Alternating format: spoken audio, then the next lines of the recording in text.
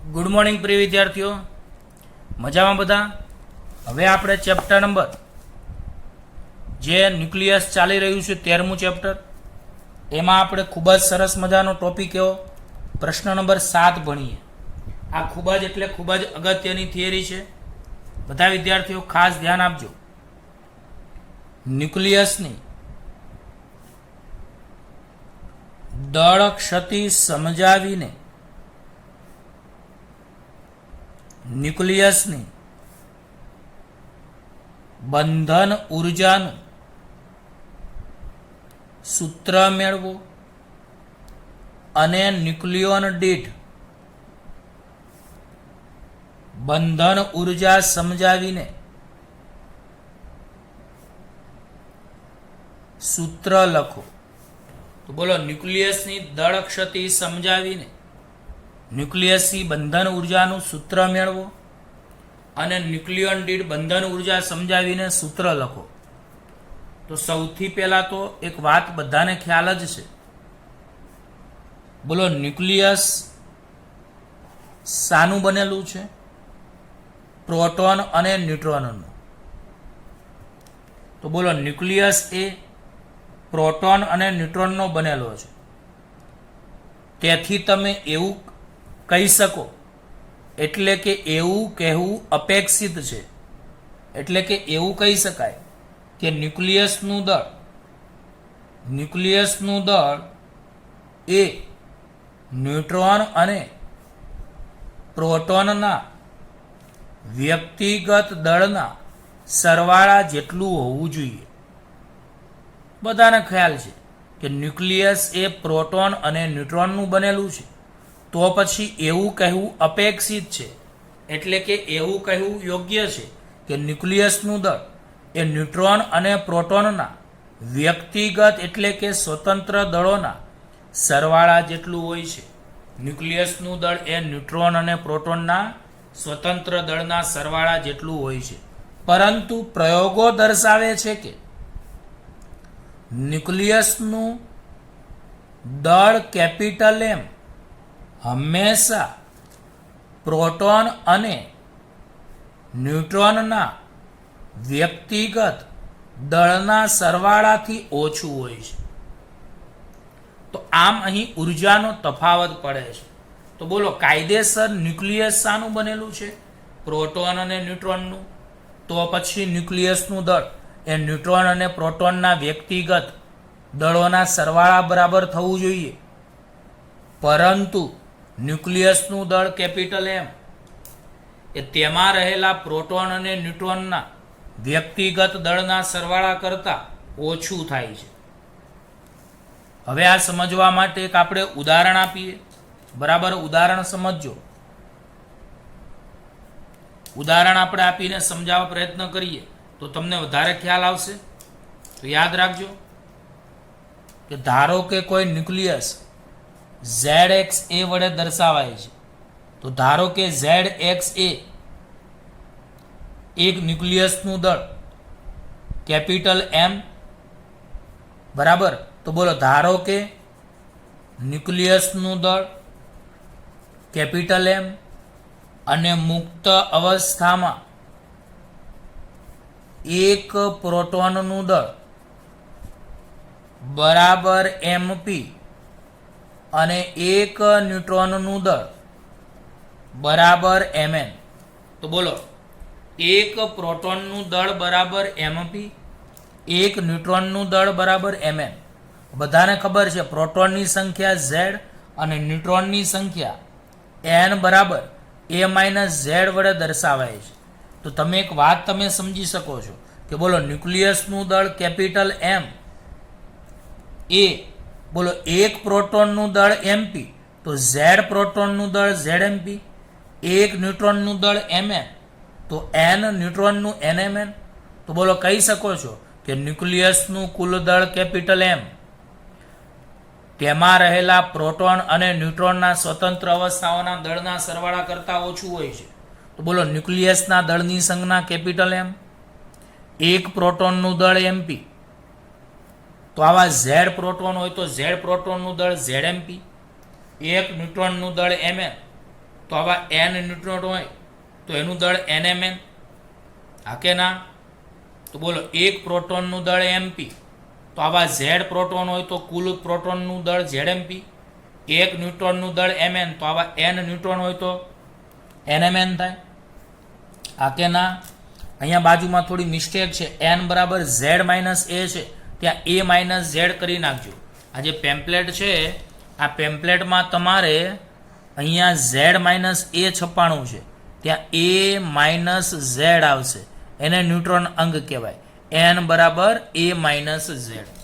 તો બોલો અહીં તમે એક વસ્તુ કહી શકો છો કે ન્યુક્લિયસના ઘટક કણોનું કુલ દળ એ ન્યુક્લિયસના દળના તફાવતને, તો બોલો અહીં zmp minus nmn plus nmn minus capital M, બોલો વધારે દળમાંથી ઓછું દળ બાદ તો આને કહેવાય ડેલ્ટા M અને આને કહેવાય છે દળ ક્ષતિ.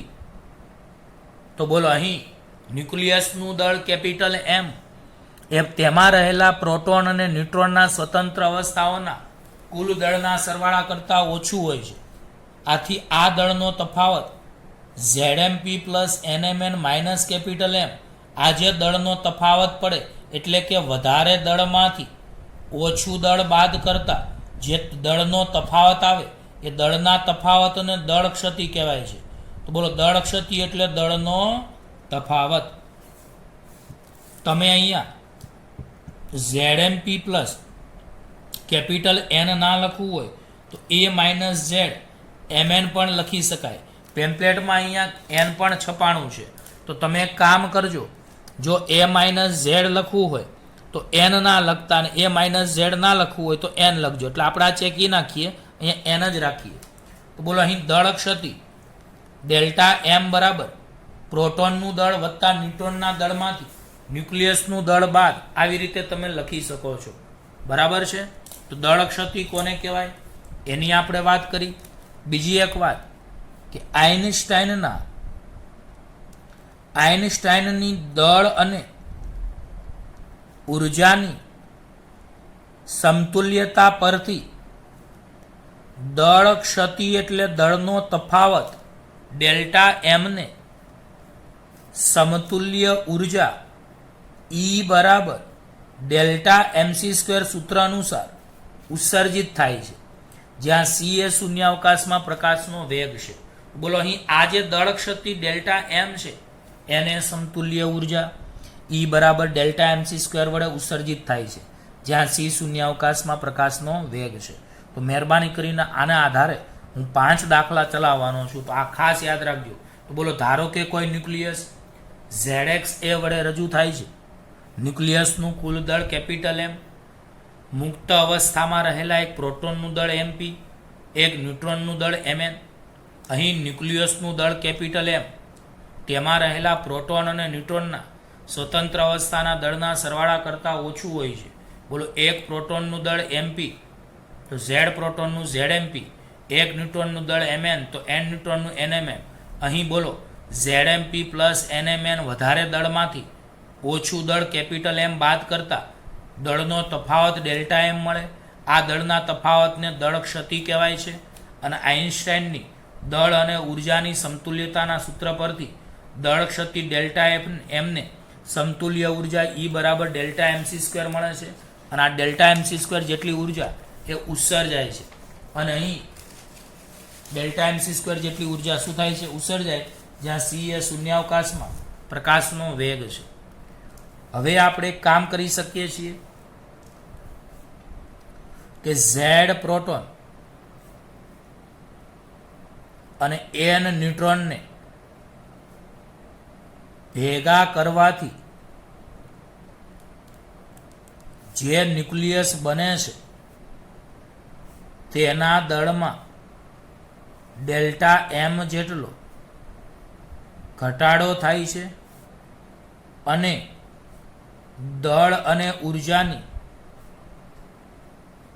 સમતુલ્યતા પરથી ડેલ્ટા mc² જેટલી ઉર્જાનું ઉત્સર્જન થાય છે.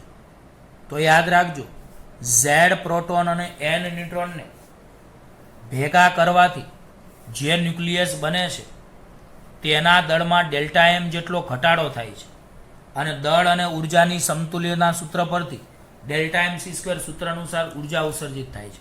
તો આપણને એમ થાય કે અહીં ઝેડએમપી પ્લસ એનએમએન માઇનસ કેપિટલ એમ જેટલો જે દળનો તફાવત થયો એટલે આ જે દળનો ઘટાડો આવ્યો આ દળનો ઘટાડો એ ઉર્જા સ્વરૂપે ઉત્સર્જિત થાય છે.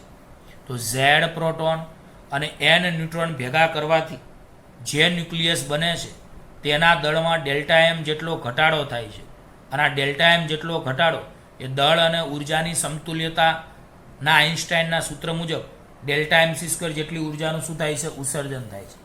આનાથી ઉલટું કેપિટલ એમ દળના ન્યુક્લિયસમાંથી ઝેડ પ્રોટોન અને એન ન્યુટ્રોનને છૂટા પાડવા હોય તો ડેલ્ટા એમ સી સ્ક્વેર જેટલી ઉર્જા બહારથી આપવી પડે છે.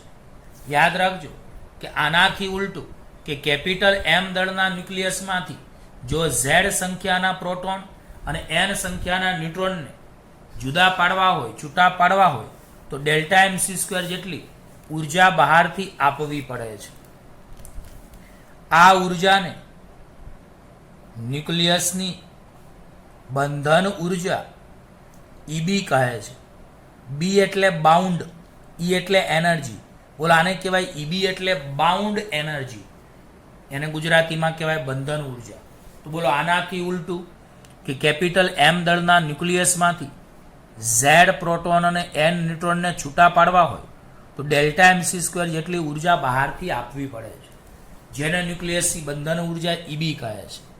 આમ બંધન ઉર્જા શોધવાનું સૂત્ર ઈબી બરાબર ડેલ્ટા એમ સી સ્ક્વેર, જ્યાં સી શૂન્યાવકાશમાં પ્રકાશનો વેગ, જેની કિંમત 3 × 10⁸ મીટર પ્રતિ સેકન્ડ આપણને મળે છે.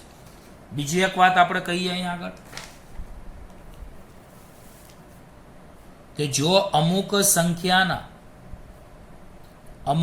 સંખ્યાના ન્યુટ્રોન અને પ્રોટોનને ભેગા કરીને અમુક વિદ્યુતભાર અને દળ ધરાવતા ન્યુક્લિયસની રચના કરવામાં આવે તો તે પ્રક્રિયામાં ઉર્જા ઈબી મુક્ત થાય છે, જેને પણ ન્યુક્લિયસની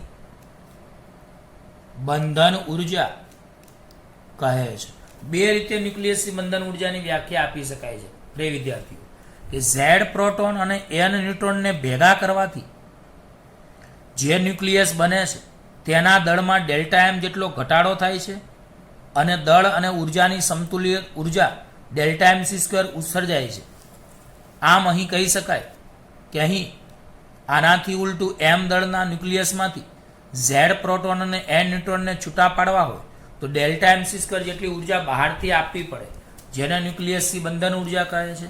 અથવા બીજી વ્યાખ્યા કે જો અમુક સંખ્યાના ન્યુટ્રોન અને પ્રોટોનને ભેગા કરીને અમુક વિદ્યુતભાર અને અમુક દળ ધરાવતું ન્યુક્લિયસની રચના કરવામાં આવે તો તેની આ પ્રક્રિયામાં ઉર્જા ઈબી મુક્ત થાય છે, જેને ન્યુક્લિયસની બંધન ઉર્જા કહે છે.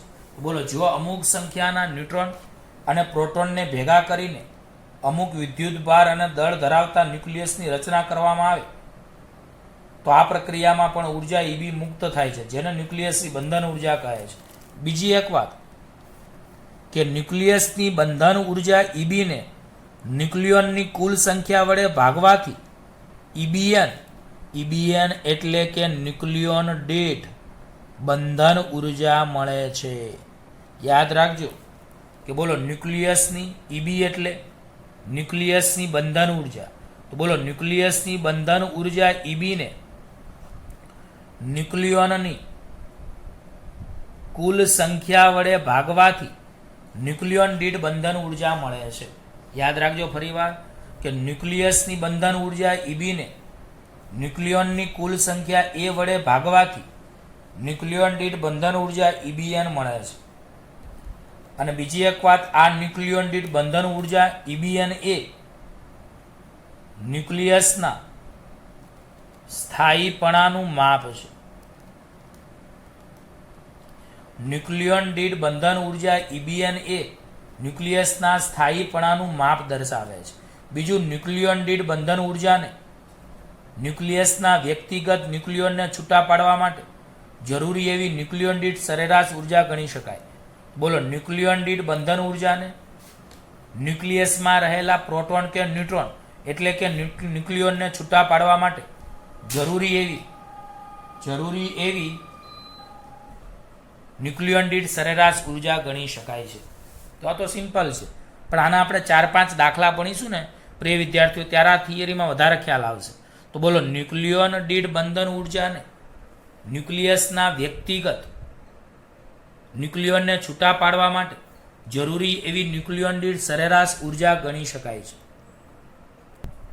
હવે પ્રિય વિદ્યાર્થીઓ, સ્વાધ્યાયનો 13.3 નંબરનો દાખલો આ રીતની રકમ છે કે નાઇટ્રોજન ન્યુક્લિયસ 7 નાઇટ્રોજન 14ની બંધન ઉર્જા મેગા ઇલેક્ટ્રોન વોલ્ટમાં શોધો અને નાઇટ્રોજનનું દળ ન્યુક્લિયસનું 14.00307 U આપણને આપેલ છે. તો આ રકમ છે કે નાઇટ્રોજન ન્યુક્લિયસ 7 નાઇટ્રોજન 14ની બંધન ઉર્જા મેગા ઇલેક્ટ્રોન વોલ્ટમાં શોધો.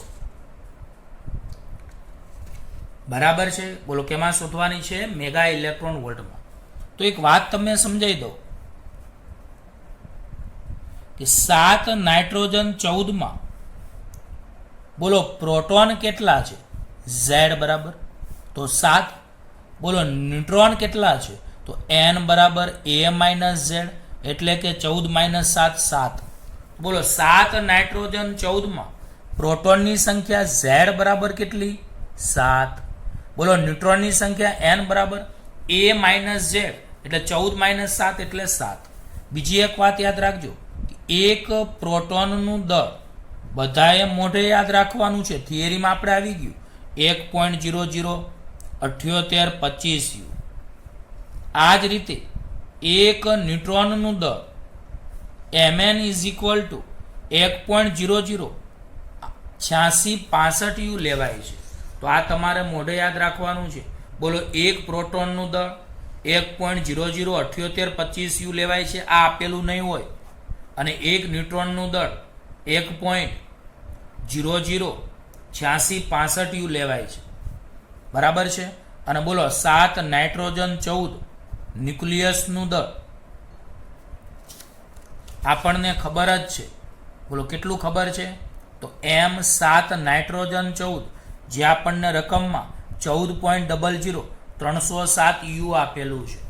બોલો 7 નાઇટ્રોજન 14માં પ્રોટોનની સંખ્યા Z બરાબર 7, ન્યુટ્રોનની સંખ્યા N બરાબર A-Z એટલે 7. એક પ્રોટોનનું દળ MP બરાબર 1.007825 U, એક ન્યુટ્રોનનું દળ Mn બરાબર 1.008665 U. આ બંને મોઢે કરવાના છે. અને 7 નાઇટ્રોજનના ન્યુક્લિયસનું દળ M7 નાઇટ્રોજન 14.00307 U આપેલું છે. હવે આપણે બંધન ઉર્જા શોધવાની છે પ્રિય વિદ્યાર્થીઓ. બોલો દાખલામાં કોણ શોધવાનું છે? બંધન ઉર્જા. તો સૌથી પહેલા આપણે દળ ક્ષતિ ΔM શોધવી પડશે, જેનું સૂત્ર મેં તમને ZMP પ્લસ NMN માઇનસ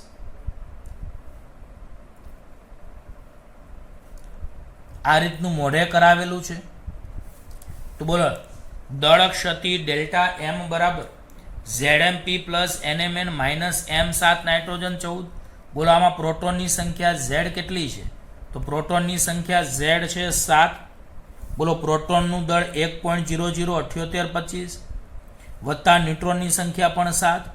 બોલો ન્યુટ્રોનનું દળ 1.008665 માઇનસ નાઇટ્રોજનનું દળ 14.00307 U. હવે બોલો આ બંનેનો ગુણાકાર કરો તો કેટલો આવશે?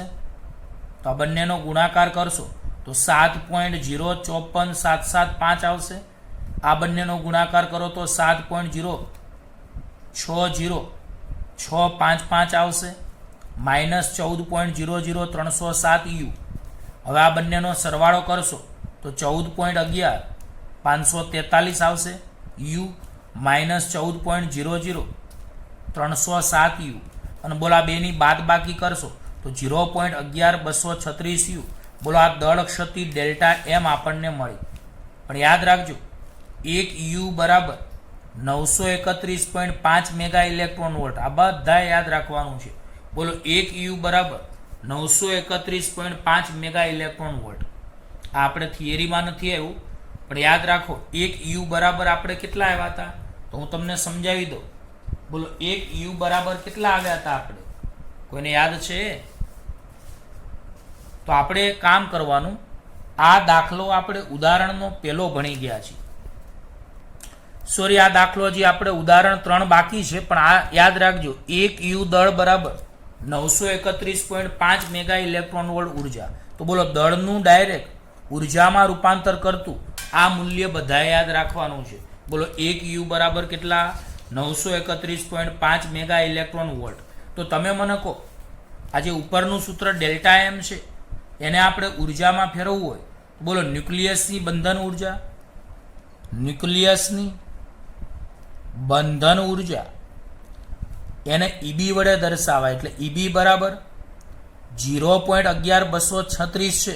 આ યુની જગ્યાએ 931.5 મેગા ઇલેક્ટ્રોન વોલ્ટ મૂકો તો બોલો આ દળનું ડાયરેક્ટ ઉર્જામાં રૂપાંતર થાય. તો બોલો દળનું ડાયરેક્ટ ઉર્જામાં રૂપાંતર કરતું મૂલ્ય 1 યુ બરાબર 931.5 મેગા ઇલેક્ટ્રોન વોલ્ટ. બોલો આ બંનેનો ગુણાકાર કરશો તો 104.66334 મેગા ઇલેક્ટ્રોન વોલ્ટ આવશે. એપ્રોક્સિમેટ 104.7 મેગા ઇલેક્ટ્રોન વોલ્ટ આ ઈબી આવશે. તમારે ઈબી એન છપાણું છે, ત્યાં બધામાં તમે ન્યુક્લિયસની બંધન ઉર્જા ઈબી તમે કહી શકો છો. શું કહી શકો છો? ઈબી. તો એક કામ કરજો, આપણે ન્યુક્લિયસની બંધન ઉર્જા ઈબી એન છપાણી છે. આમ બાજણ પાછળ એનએન છે ને, એનએન ના આવે એટલે એનએન ચેકી નાખજો દાખલામાંથી. બરાબર? તો જો આ દાખલો આવડશે. દળ ક્ષતિ પેલા ડેલ્ટા એમ બરાબર ZMP plus NMN minus M700 7N14. પછી Z પ્રોટોનની સંખ્યા 7, પ્રોટોનનું દળ, N પ્રોટોનની અને ન્યુટ્રોનની સંખ્યા, ન્યુટ્રોનનું દળ, નાઇટ્રોજનના ન્યુક્લિયસનું દળ. આનો ગુણાકાર કર્યો, આનો ગુણાકાર કર્યો, સરવાળો કર્યો, બાદબાકી કરી તો દળ ક્ષતિ ડેલ્ટા એમ આપણને મળી. પણ આપણને આ સૂત્ર ખબર છે કે 1 યુ દળ બરાબર 931.5 મેગા ઇલેક્ટ્રોન વોલ્ટ ઉર્જા. તો દળને ઉર્જામાં કન્વર્ટ કરવું હોય તો 0.11236 છે, એમાં યુની જગ્યાએ 931.5 ગુણાકાર કરશો એટલે 104.7 મેગા ઇલેક્ટ્રોન વોલ્ટ તમને મળશે. તો પ્રિય વિદ્યાર્થીઓ, આ દાખલામાં જે ન્યુક્લિયસના નાઇટ્રોજનના ન્યુક્લિયસની બંધન ઉર્જા ઈબીએન છપાણી છે ત્યાં ઈબી જ લખજો, બીએન નહીં આવે, ખાલી ઈબી જ લખવાનું. બરાબર? એટલે ન્યુક્લિયસની બંધન ઉર્જા આપણને ઈબી મળી. ચલો આના જેવો જ એક દાખલો જે આપણે ભણીએ એટલે રીત પાકી થાય. સ્વાધ્યાયનો 13.4 નીચેની વિગતો પરથી 26 Fe56 અને 83 બિસ્મથ 209 ન્યુક્લિયસની બંધન ઉર્જા મેગા ઇલેક્ટ્રોન વોલ્ટ એકમમાં શોધો. તો બોલો નીચેની વિગતો પરથી 26 Fe56 અને 83 બિસ્મથ 209 ન્યુક્લિયસની બંધન ઉર્જા મેગા ઇલેક્ટ્રોન વોલ્ટ એકમમાં શોધો. 26 Fe56 ના ન્યુક્લિયસનું દળ 55.934939 યુ અને 83 બિસ્મથ 209 ના ન્યુક્લિયસનું દળ 208.980388 યુ આપેલું છે. તો આ દાખલો હમણાં ગણ્યો એની જેવું જ ગણવાનો છે. તો બોલો 26 Fe56 ન્યુક્લિયસમાં બોલો પ્રોટોનની સંખ્યા Z બરાબર 26 અને ન્યુટ્રોનની સંખ્યા N બરાબર, અહીંયા Z બરાબર 26 અને ન્યુટ્રોનની સંખ્યા N બરાબર 56 માઇનસ 26 એટલે 30 આવશે. તો બોલો 26 Fe56 ન્યુક્લિયસમાં પ્રોટોનની સંખ્યા Z બરાબર 26 અને ન્યુટ્રોનની સંખ્યા N બરાબર 56 માઇનસ 26 એટલે 53. હવે બોલો 26 પ્રોટોનનું દળ ઝેડએમપી બરાબર, તો પ્રોટોનની સંખ્યા ઝેડ 26, પ્રોટોનનું દળ એમપી 1.007825, બંનેનો ગુણાકાર કરો તો ઝેડએમપી 26.20345 યુ આવે. આ જ રીતે 30 ન્યુટ્રોનનું દળ એનએમએન બરાબર, ન્યુટ્રોનની સંખ્યા એન 30, એક ન્યુટ્રોનનું દળ 1.008665 યુ અને પાછળ યુ આવે, તો ગુણાકાર કરતા 30.25 905 યુ આવે. તો આપણે અલગ ઝેડએમપી અને એનએમએન શોધી દીધા. હવે બોલો 26 Fe 56 ન્યુક્લિયસનું દળ 55.934939 યુ આપણને આપેલું છે. તો બોલો હવે દળ ક્ષતિ શોધવાનું સૂત્ર ડેલ્ટા એમ બરાબર ઝેડએમપી પ્લસ એનએમએન માઇનસ ન્યુક્લિયસનું દળ એમ 26 Fe 56. હવે બોલો ઝેડ બરાબર 26, પ્રોટોનનું દળ એમપી બરાબર 1.007825 યુ મેં યાદ રાખવાનું કીધું, તો આ બંનેનો ગુણાકાર ઝેડએમપી આપણને 26.20345 મળ્યો. આ જ રીતે ન્યુટ્રોનની સંખ્યા એન 30, ન્યુટ્રોનનું દળ એમએન 1.008665 યુ મેં મોઢે કરવાનું કીધું, તો બંનેનો ગુણાકાર કરતા 30.25995 યુ. તો બોલો આના આધારે 30.2599 બરાબર 30.25995 મૂક્યું. હવે બોલો આમાં 26 Fe નું ન્યુક્લિયસનું દળ કેટલું આપ્યું છે, તો 55.934939, બાદ બાકી સરવાળો કરીને કરતા 0.528461 યુ આવી. તો બોલો આ દળ ક્ષતિ આવી. હવે આ દળ ક્ષતિને સમતુલ્ય ઉર્જા, જેને આપણે ન્યુક્લિયસની બંધન ઉર્જા કહેવાય, અહીંયા આને ઈબી વડે દર્શાવવા છે, EBN છે ને ત્યાં. તો બોલો એટલું યાદ રાખો કે 26 Fe 56 ન્યુક્લિયસની બંધન ઉર્જા ઈબી બરાબર ડેલ્ટા એમ યુ. હવે ડેલ્ટા એમ 0.528461 અને આ યુની જગ્યાએ 931.5 મેગા ઇલેક્ટ્રોન વોલ્ટ લખાય, એટલે ડાયરેક્ટ આપણને લોખંડના ન્યુક્લિયસની બંધન ઉર્જા મળે, કારણ કે એક યુ દળ બરાબર 931.5 મેગા ઇલેક્ટ્રોન વોલ્ટ ઉર્જા થાય. તો બોલો દળનું ડાયરેક્ટ ઉર્જામાં રૂપાંતર કરતું મૂલ્ય એક યુ બરાબર 931.5 મેગા ઇલેક્ટ્રોન વોલ્ટ, તો અહીંયા યુની જગ્યાએ 931.5 ગુણાકાર કરો તો 492.2614 mega electron volt approximate 492.26 mega electron volt તમે લખી શકો છો. આ બંધન ઉર્જા આવી.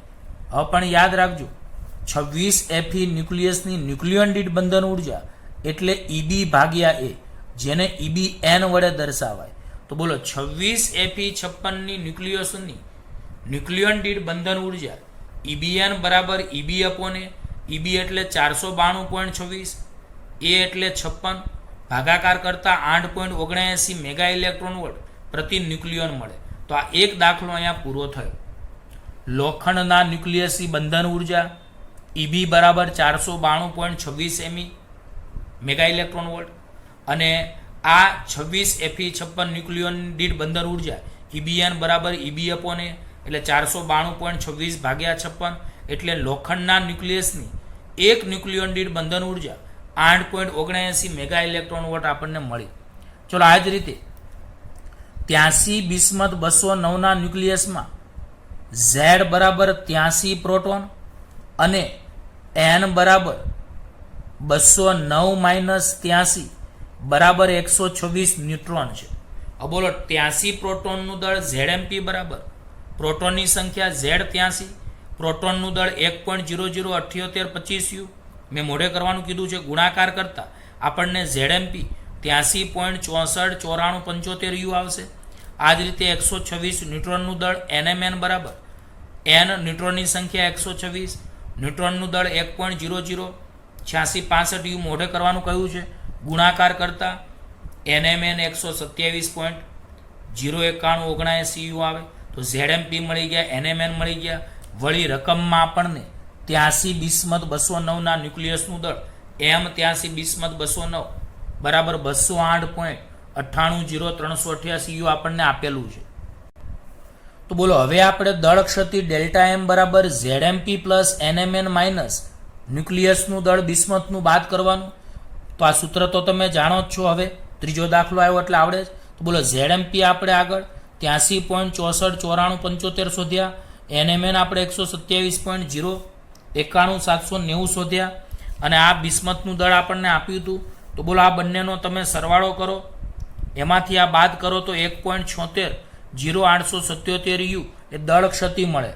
આમ 83 બિસ્મથ 209ના ન્યુક્લિયસની બંધન ઉર્જા EB બરાબર ડેલ્ટા MU, ડેલ્ટા M 1.760877 યુની જગ્યાએ તો આપણે જાણીએ છીએ 1 યુ દળ બરાબર 931.5 મેગા ઇલેક્ટ્રોન વોલ્ટ ઉર્જા. તો બોલો આના આધારે તમને બંધન ઉર્જા બિસ્મથની 1640.25 mega electron volt approximate 1640.3 mega electron volt મળે. હવે બોલો 83 બિસ્મથ 209 ન્યુક્લિયન દીઠ બંધન ઉર્જા એટલે EBN બરાબર EB અપોન A. આ થોડા સુધારા કરતા જજો. તો બોલો બિસ્મથની ન્યુક્લિયન દીઠ બંધન ઉર્જા EBN બરાબર EB અપોન A. EB આપણે 1640.3 મેગા ઇલેક્ટ્રોન વોલ્ટ મળી. આમાં કુલ ન્યુક્લિયનની સંખ્યા 209.